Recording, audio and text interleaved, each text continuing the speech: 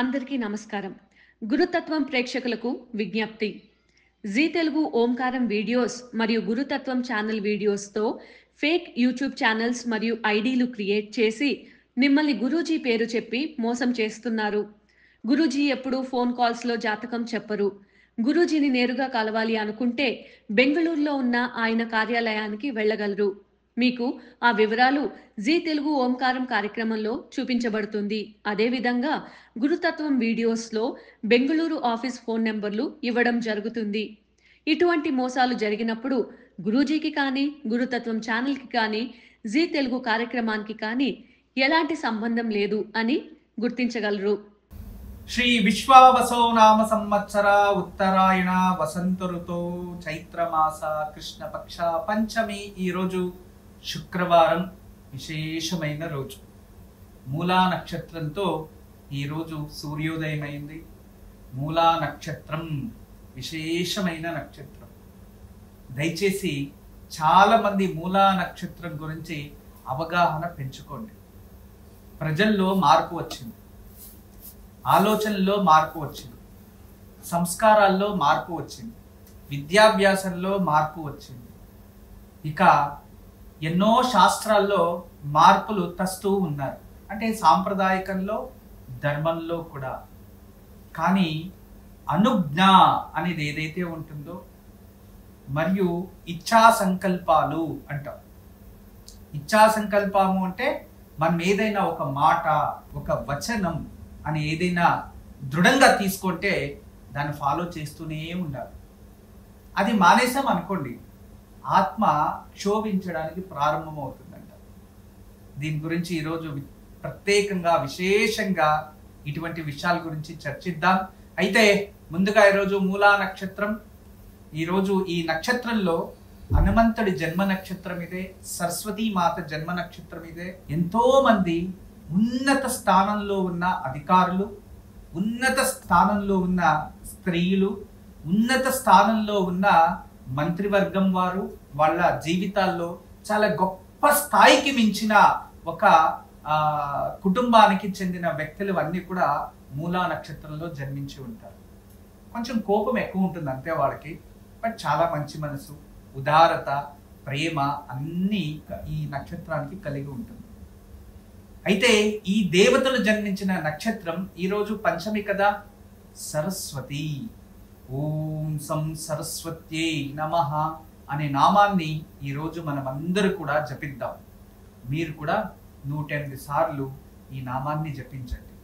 సరస్వతి అంటే సరస్వతి నమస్తుభ్యం వరదే కామరూపిణి విద్యారంభం కరిష్యామి సిద్ధిర్భవతు మే సదా. సరస్వతి శ్లోకం. సరస్వతి, నీకు నమస్తుభ్యం, నా మనస్పూర్వకంగా నీకు వందనములు తెలియచేస్తున్నాను. సరస్వతి నమస్తుభ్యం వరదే కామరూపిణి, వరాలిచ్చే దేవి.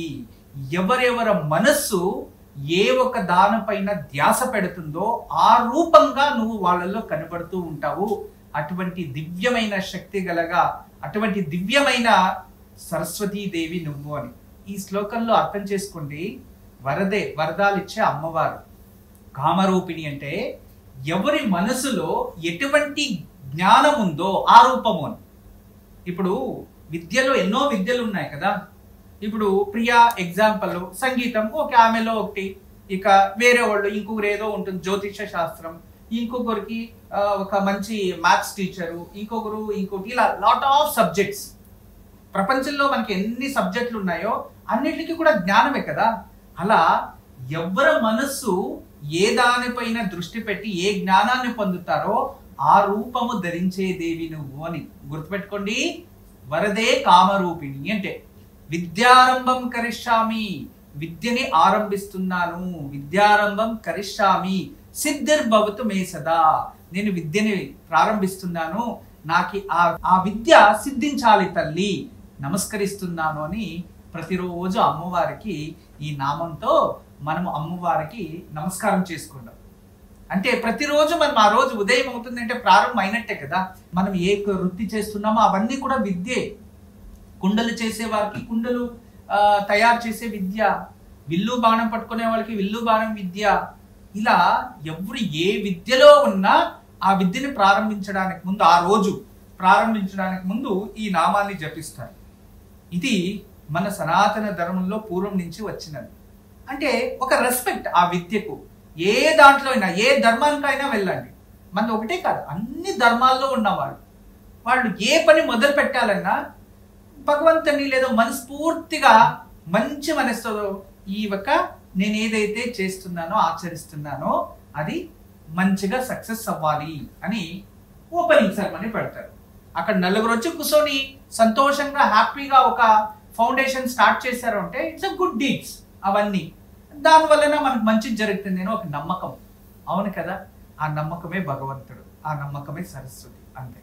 ఇప్పుడు మనం అందరూ కూడా భక్తి శ్రద్ధతో ఈ నామాన్ని జపిద్దాం. ఓం సం సరస్వత్యై నమః. అందరు కూడా ఈ నామాన్ని చక్కగా జపించండి. మీకు అందరికీ కూడా ఆ జ్ఞానదాయిని సరస్వతి అమ్మవారు అనుగ్రహం ఉండాలి అని కోరుకుంటున్నాను. ఇక మూలా నక్షత్రం. మూలా నక్షత్రానికి 4 పాదాలు. ఒక్కొక్క పాదంలో జన్మిస్తే ఒక్కొక్క దోషము అని జ్యోతిష శాస్త్రంలో ఉంది. ఈరోజు మీకు అందరికీ తెలియచేస్తున్నది ఒకటే, కాలాయ తస్మై నమః అంటున్నాము. కాలానికి తగినట్టుగా సంప్రదాయాలు మారుతాయి. అవును కదా, సంవత్సరానికి 4 ఋతువులు, సంవత్సరానికి 6 ఋతువులు. ఇంగ్లీష్ క్యాలెండర్ ప్రకారం 4 ఋతువులు. అయితే మనం 6 ఋతువులు మన సంప్రదాయంలో ఉంటుంది. ఈ 6 ఋతువుల్లో కూడా బాగా గమనించండి, ఎండాకాలం వచ్చినప్పుడు ఎండాకాలంగానే ఉంటుంది, చలికాలం వచ్చినప్పుడు చలికాలం. అంటే మారుతుంది, ఋతువులు మారుతున్నాయి. ఆ కాలానికి తగినట్టుగా మనలో చేసే పనుల్లో మార్పు వస్తూ ఉంటుంది. అదే విధానంగా సంప్రదాయాలు, పూర్వంలో చాలా సంప్రదాయాలు, పురాతనమైన పద్ధతులు, మూఢనమ్మకాలు ఉండేవి. ఇప్పుడు లేదు, చాలా మారింది. అంటే కాలానికి తగినట్టుగా సంప్రదాయాలు మారచ్చు, తప్పలేదు. ఆ కాలానికి తగినట్టుగా, కాలం అంటే గుర్తుంచుకోండి, కాలము అంటే ఋతువులు. ఏ కాలంలో ఎటువంటిది మనం సంప్రదాయం ఉంటుందో ఇంకొక కాలంలో వేరే సంప్రదాయాన్ని ఉపయోగిస్తాం, చేస్తాం. ఎప్పుడు 365 డేస్ ఒకే సంప్రదాయం ఉండదు, జాగ్రత్తగా గుర్తుంచుకోండి. శివరాత్రి రోజు రాత్రంతా జాగరణ ఉంటాం, మరుసటి రోజు నిద్రపోతాం, మరుసటి రోజు నైట్. అంటే వెనుక రోజు ఉన్నామని చెప్పి మరుసటి రోజు అదే సంప్రదాయం లేదు కదా. అలా కాలానికి తగినట్టుగా సంప్రదాయాలు మారుతూ ఉంటాయి. ఈ మూఢనమ్మకాలని చేంజ్ చేసుకొని ముందుకెళ్తూ ఉన్నాం. అదే విధానంగా వ్యక్తిని, వ్యక్తిత్వాన్ని, స్థితిగతుల్ని బట్టి ధర్మం కూడా మారుతుంది. ఒప్పుకుంటారా ఈ మంచి మాటని? అంతే. ఇప్పుడు నాకు ఒక న్యాయం, ప్రియాకు ఒక న్యాయం అంటే మీరు ఒప్పుకుంటారా? ఒప్పుకోలేరు కదా. మీకు ఒక న్యాయం, మీ తండ్రికి ఒక న్యాయం అంటే మీరు ఒప్పుకుంటారా? లేదు కదా.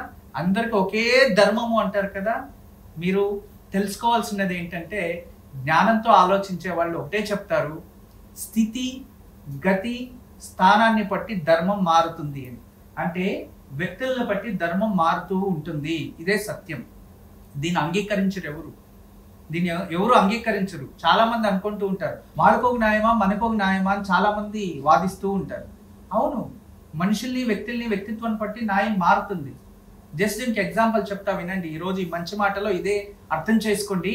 అంటే కాలానికి తగినట్టుగా సంప్రదాయం మారుతుంది, వ్యక్తుల్ని, వ్యక్తిత్వాన్ని బట్టి ధర్మము మారుతుంది. కానీ ప్రతిజ్ఞలు మారవు, గుర్తుంచుకోండి. ప్రతిజ్ఞ మీలో ఉన్నది. మీరు ఒక్కసారి ప్రతిజ్ఞ చేసిన తర్వాత దాంట్లో మార్పు తెస్తే మీ ఆత్మ క్షోభించడం స్టార్ట్ అవుతుంది. తర్వాత మీ జీవితంలో ఏ ప్రతిజ్ఞ నిలబడదు, మరియు మీకు మీరు అది మోసం చేసుకున్నట్టు. దాని నుంచి ప్రతిజ్ఞని ఎప్పుడు కూడా అధిగమించకండి. ఏదైనా ఒక లాజిక్ అనేది పట్టుకుంటే, లేదా జీవితంలో ఏదైనా ఒక లైఫ్ ఎథిక్స్ అనేది పట్టుకుంటే ఆ ఎథిక్స్ నే ఫాలో అవ్వండి.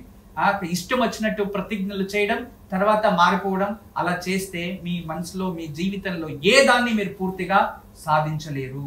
ఇక వ్యక్తిని, వ్యక్తిత్వాన్ని బట్టి ధర్మం మారుతుంది అన్నాను కదా. ఇప్పుడు మీకు ఒక ఎగ్జాంపుల్, చిన్న కథ చెప్తా వినండి. ఒక రాజ్యం, ఆ రాజ్యంలో మంచి మహారాజు ఉంటాడు, ప్రజలందరి కష్టాలని తీరుస్తూ ఉంటాడు, చాలా గొప్ప రాజ్యం అది. అనుకోకుండా ఆ రాజ్యంలో ఒకరికి కుటుంబానికి చాలా గొడవలు అయిపోయి అతను ఏం చేస్తాడంటే ఇతరుల పైన దాడి చేసి వాళ్ళు మరణించడానికి కారణమైపోతారు. సరే, ఇతన్ని రాజభట్టలో బంధించేసి తీసుకెళ్లి రాజు ముందు నిలబెడతారు. రాజు ముందు ఏం చేసావు, ఇదంతా నిజమేనంటే అవును అంటే, ఈయన తీసుకెళ్లి ఉరి తీసేయండి అంటాడు. ఓకే, తీసుకెళ్లారు. అతను కూడా మరణం ప్రాప్తించింది. ఇక్కడ అర్థం చేసుకోవాలి, ఇతను ఒకడు చనిపోవడానికి కారణమయ్యాడు. ఇతని పనిష్మెంట్ పడింది. మహారాజు కూడా ఇతన్ని మరణించడానికి చెప్పాడు, కారణమయ్యాడు. మహారాజు చెప్పాడు, ఇతను తీసుకెళ్లి శిరశ్ఛేదనం చేసేయండి. అవును కదా, ఇతను కూడా చంపేశారు. అంటే ఇతను ఒకరికి మరణానికి కారణమైతే రాజు కూడా ఇతని మరణానికి కారణమయ్యాడు. అంటే చూడండి, ఇతని పనిష్మెంట్ ఉంది, రాజుకు లేదు. అంటే ఆ వ్యక్తికి ఈ వ్యక్తికి దీన్నే వ్యక్తిత్వాన్ని బట్టి ధర్మం మారుతుంది. గుర్తుపెట్టుకోండి, జీవితంలో ఖచ్చితంగా వ్యక్తిత్వాన్ని బట్టి ధర్మం మారుతుంది. దీన్ని అందరూ గ్రహించాలి. మీరందరూ ఒకేలా ఆలోచించకండి దయచేసి. ఎప్పుడు కూడా స్థితిగతి స్థాయిలను బట్టి అన్ని మారిపోతూ ఉంటాయి, దాన్ని ఆలోచించాలి. అందుకే యద్భావం తద్భవతి అన్నారు. మన భావనలు ఎలా ఉంటాయో తద్భవతి, అదే మనకు ప్రాప్తిస్తుంది. మన ఆలోచనలు ఎలా ఉంటాయో అలాగే మన జీవితం ఉంటుంది. మనం ఏ దారిని అనుకుంటామో అదే మన జీవితం అవుతుంది. అలా మిమ్మల్ని మీరు ప్రశ్నించుకోవడం లేదా ఇతరుల్ని ప్రశ్నించుకోవడం కాదు. మీ ప్రతిజ్ఞలు ఎలా ఉన్నాయి, మన జీవితంలో ఎటువంటి బాటలో మనం ప్రయాణం చేస్తున్నాము అనేది మీ మనసులో ఉంటే ఖచ్చితంగా ఎప్పటికీ కూడా మీరు మంచి ప్రతిజ్ఞలతో వెళుతూ ఉంటారు. గుర్తుపెట్టుకోండి, ఈరోజు చెప్పిన మాటలో మీకు ఎగ్జాంపుల్ సమేతంగా కూడా తెలియచేశాను. దీన్ని మాత్రం గ్రహించండి. ఎప్పుడు కూడా గుర్తుపెట్టుకోండి, మనకి చెదలు అన్నిటికీ పడుతుంది. అవును కదా, చెదలు అన్నిటికీ పడుతుంది. నిప్పుకి చెదలు పడుతుందా? నిప్పుకి చెదలు పడుతుందా? గాలికి చెదలు పడుతుందా? పట్టదు. వృక్షానికి చెదలు పడుతుంది. ఇంట్లో కిటికీలు ఉంటే చెదలు పడుతుంది. అంటే దీనికి చెదలు పడుతుంది. అగ్ని అనే లోపల చెదువు లేదు, చెదులు పట్టదు. ఇది అక్కడ వెళ్తే కాలిపోతుంది. అంటే ధర్మం మారిపోయింది.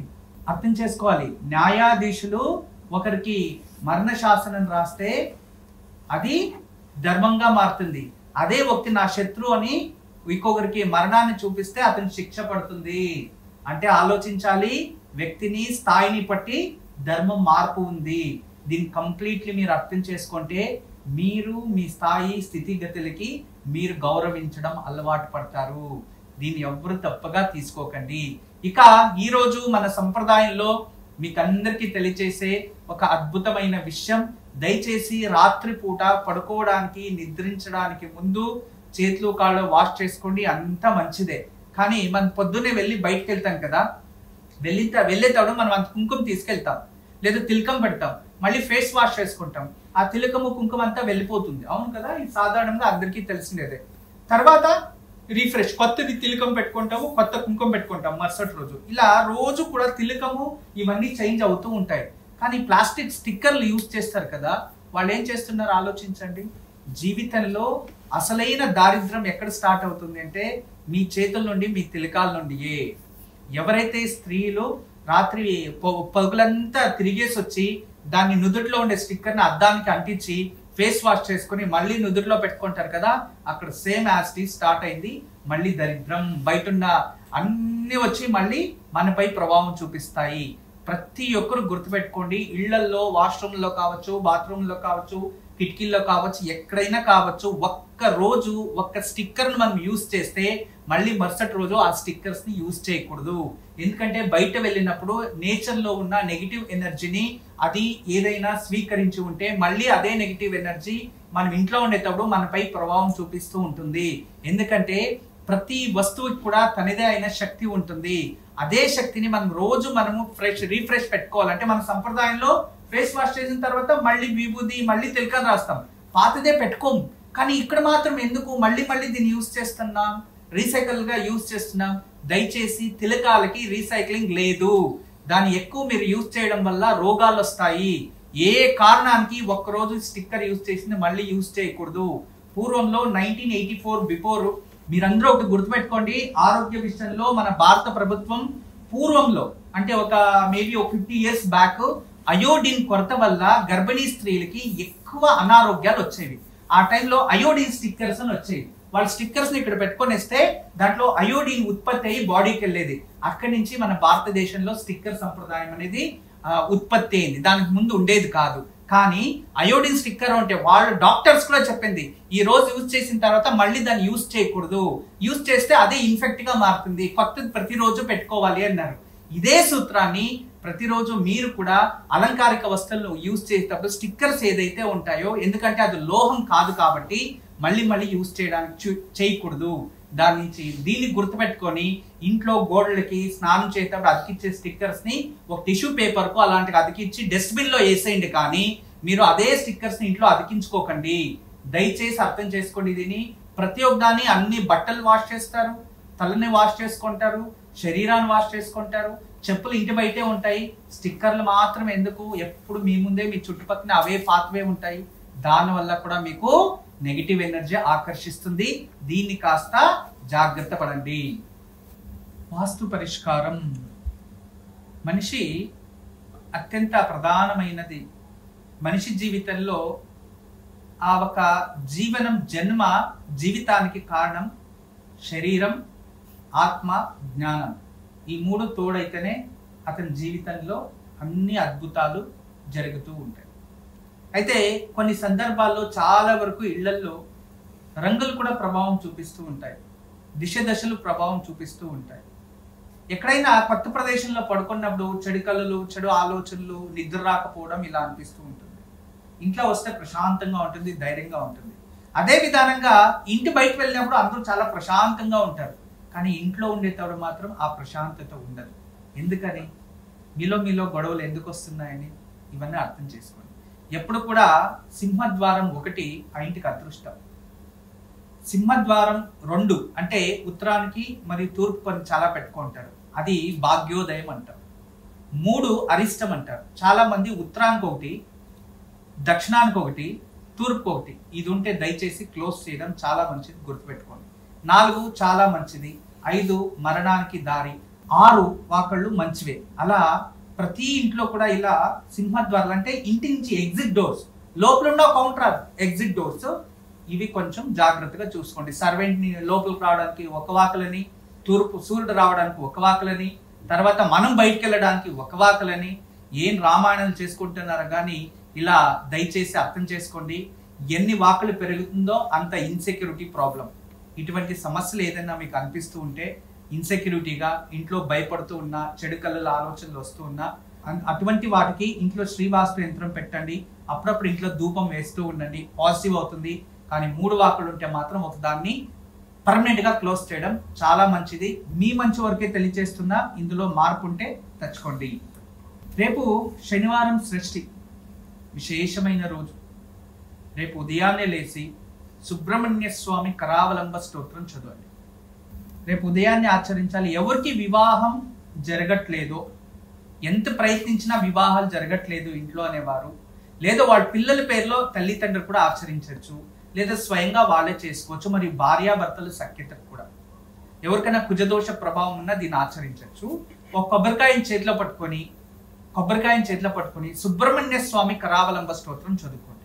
అది కాలేదా సుబ్రహ్మణ్య స్వామి నామస్మరణ చేసి తదుపరి ఆ కొబ్బరికాయని కొట్టి ఆ నీరుని అంతా కూడా ఒక గ్లాస్లోకి వేసుకోవాలి. తర్వాత ఆ కొబ్బరికాయని దేవుడి ముందు పెట్టి చక్కగా నైవేద్యం చేసి ఆ కొబ్బరి నీళ్ళు ఏదైతే ఉంటాయో ఆ నీళ్ళని 3 సార్లు మీ సంకల్పం ఏముంటుందో అలా ప్రోక్షణ చేసుకొని మిగతా నీరుని తీసుకెళ్లి ఏదైనా చెట్టుకు పోసేయాలి, సేవించకూడదు. అలా రేపు ఉదయం చేస్తే ఖచ్చితంగా మీకు త్వరలోనే వివాహ యోగం ప్రాప్తిస్తుంది. ఈ రోజు దివ్యమైన యోగక్షేమం. ఈ రోజు సరస్వతీ దేవికి విశేషమైన పూజ ఆచరించవచ్చు. చాలా మంది అడుగుతూ ఉన్నారు, గురుగారు సరస్వతి మా పిల్లలకి త్వరగా మర్చిపోతున్నారు, విద్యాభ్యాసం పైన ఏకాగ్రత లేదు, ఇలా చాలా ప్రశ్నలు ఉత్పత్తి అవుతున్నాయి. వీటన్నిటికీ దీర్ఘంగా ఆలోచించి త్వరలోనే దీనికి శాశ్వతమైన పరిష్కారం వెతుకుతూ ఉన్నాను. ప్రతి ఒక్క పిల్లవాళ్ళు కూడా ఎడ్యుకేషన్ జ్ఞానవంతులు అవ్వాలనే ఒక గొప్ప సంకల్పంతో చాలా ప్రయత్నాలు చేస్తున్నాను. అది త్వరలోనే ఏం చేస్తే వాళ్ళకి అభివృద్ధి చెందుతుంది అనే విషయాల్ని త్వరలోనే ఇదే ఆదివారం మీకు లైవ్ లో వచ్చి తెలియజేస్తా. అయితే ఈ రోజు మాత్రం సాయంత్రం శ్వేత పుష్పాలతో సరస్వతీ దేవికి పూజించి ఆ అమ్మవారికి క్షీరాన్నం నైవేద్యం పెట్టి అమ్మవారికి క్షీరాన్నం నైవేద్యం పెట్టాలి. ఇలా చేసి ఈ రోజు అమ్మవారికి ప్రత్యేకంగా పూజించి ఉగ్ర సరస్వతి స్తోత్రం అని వస్తుంది, గుర్తుపెట్టుకోండి. ఉగ్ర సరస్వతి స్తోత్రం. అది మీకు దొరకలేదు, ఏ పుస్తకాల్లో ఉందో తెలీదు అనుకునేవారు అమ్మవారికి పూజించి అర్చించి సరస్వతి అష్టోత్తరంతో బియ్యం, పసుపు రంగు బియ్యాలతో అమ్మవారికి అర్చించండి. అలా చేసి తదుపరి కొన్ని అక్షతలు మీ పిల్లల తలపైన వేసి పెట్టండి. మరియు ఆ సరస్వతీ దేవిని మనస్ఫూర్తిగా కోరుకోండి. మీ పిల్లలకి విద్యాభ్యాసం ప్రాప్తించాలని, ఖచ్చితంగా ఆ దేవి అనుగ్రహం మీ పిల్లలపై ఉంటుంది. బ్రహ్మోస్మి. అందరికీ నమస్కారం. ఈరోజు మీకు అందరికీ కూడా శ్రీవాస్తు యంత్రం గురించి పరిచయం చేయడానికి వచ్చాను. శ్రీవాస్తు యంత్రం మీరు చూస్తున్నారు. శ్రీవాస్తు యంత్రం. ఈ శ్రీవాస్తు యంత్రం ఈ విధానంగా 9 ఇంచెస్, ఇలా 9 ఇంచెస్, ఇలా 9 ఇంచెస్ ఉంటుంది. తదుపరి బ్యాక్ సైడు ఇలాంటి 9 చక్రాలు ఉంటాయి. ఫ్రంట్ ఈ ఒక గ్లోబ్స్లా ఒక 9 డాట్స్ ఉన్నాయి చూడండి, ఇలా 9. ఇది శ్రీవాస్తు యంత్రం అనేది ఒక కాస్మిక్ ఎనర్జీని అట్రాక్ట్ చేసుకుంటుంది. నెగిటివ్ ఎనర్జీని ఇంట్లో నుంచి బయటికి తరిమేస్తుంది. ఇది మీకు అందరికీ దానికి పరిష్కార మార్గంగా నేను ఇవి సూచిస్తున్నా. ఎందుకంటే చాలామంది పిల్లలు సరిగా చదువుతలేదు, ఇంకొకరు మా ఇంట్లో ప్రశాంతత లేదు, భార్యాభర్తల మధ్యలో సఖ్యత లేదు, దేవుడి గదిలో సరిగా పూజ చేయలేకపోతున్నా, ఇంట్లో ఏదో తెలియని బాధ అనిపిస్తుంది, మా ఇంట్లో ఎప్పుడు కూడా ఏదో తెలియని ఒక శ్మశానంకి వెళ్ళినట్టు అనిపిస్తూ ఉంటుంది, మా ఇంట్లో కలగానే ఉండదు ఎప్పుడు కూడా, ఇక మా ఇంటికి చాలామంది వచ్చిన వాళ్ళంతా వాస్తు దోషం అని చెప్తూ ఉన్నారు, మేము ఏం చేయాలి అని ప్రశ్నిస్తూ ఉండేవారు. వాళ్ళందరికీ కూడా ఒక మార్గోపాయం చాలా రోజుల తర్వాత రీసెర్చ్ చేసి ఇప్పుడు ఈ శ్రీవాస్తు యంత్రాన్ని మేము చూపిస్తున్నాం. ఈ శ్రీవాస్తు యంత్రాన్ని ఎప్పుడైతే ఎక్కడ ఫాల్ట్ అనిపిస్తుందో అక్కడ ఒక మేక కొట్టి తగిలించాలి, అంతే. పిల్లలు చదువుతా లేదు, చదివే రూమ్లో పిల్లలు ఏకాగ్రతగా చదవాలి అనుకుంటున్నారా, అక్కడ ఒకటి తగిలించండి. మీరు నిద్రించే ఒక రూమ్లో మాకు సరిగా నిద్ర వస్తలేదు, పడుకుంటే చెడు కళలు వస్తున్నాయి, నిద్రించే గదిలో ప్రశాంతత లేదు అనిపిస్తుంది, అక్కడ ఒకటి తగిలించండి. లేదు ఎవరో వాస్తు దోషం అని చెప్పారా, ఇంట్లో వాస్తు దోషాని కోసం ఇంటి హాల్లో ఒకటి తగిలించండి. లేదా పూజ గదిలో ఏదో ప్రశాంతత లేదు, సరిగ్గా ఏకాగ్రత లేదు, మెడిటేషన్ చేయలేకపోతున్నా అంటే పూజ గదిలో ఒక మేక కొట్టి అక్కడ ఒకటి తగిలించండి. ఎక్కడైతే ఇంట్లో వాస్తు దోషం ఉంది అని ఎవరైనా చెప్తారో ఆ ప్రదేశంలో ఆ ప్లేస్లో జస్ట్ ఒక మేకు కొట్టి దాన్ని తగిలించండి, ఆ వాస్తు దోషం అక్కడి నుంచి వెళ్ళిపోతుంది. చాలా అద్భుతము, చాలా విశేషమైన శ్రీవాస్తు యంత్రం మీ వరకు తయారు చేయించాము. దీన్ని ఉపయోగించండి, దీన్ని లాభం పొందండి. నమస్కారం. వాస్తు యంత్రం సంప్రదించవలసిన నెంబర్లు 8844452334 040682766622.